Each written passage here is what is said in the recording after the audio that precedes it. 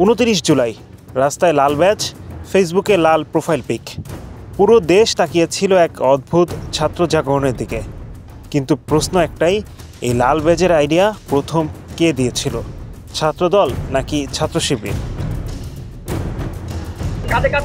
গণতান্ত্রিক ছাত্র সংসদের নেতা আব্দুল কাদের বলেছেন, লাল ব্যাজ ধারণের প্রস্তাব প্রথম আসে ছাত্রদলের সাধারণ সম্পাদক নাসির উদ্দিন নাসিরের কাছ থেকে।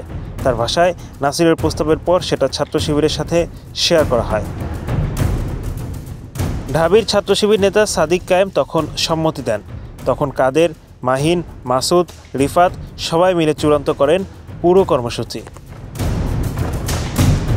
কিন্তু চমক তখনই, ঢাবি শিবির সভাপতি এস.এম. ফরহাদ পাল্টা দাবি করলেন, না, লাল ব্যাজের প্রস্তাব প্রথম তার কাছ থেকে আসে।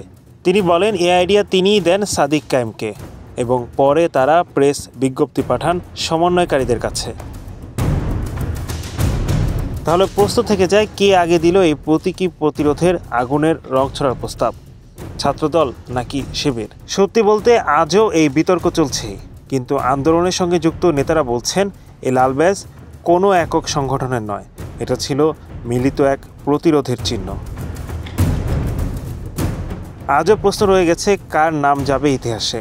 কিন্তু তার চাইতেও বড় প্রশ্ন, কারা সামনে এসে প্রতিবাদের লাল পতাকা তুলেছিল যখন সবাই ভয় পেত? সেই সাহসটাই হয়তো সবচাইতে বড় উত্তর। Hello Bangla news desk.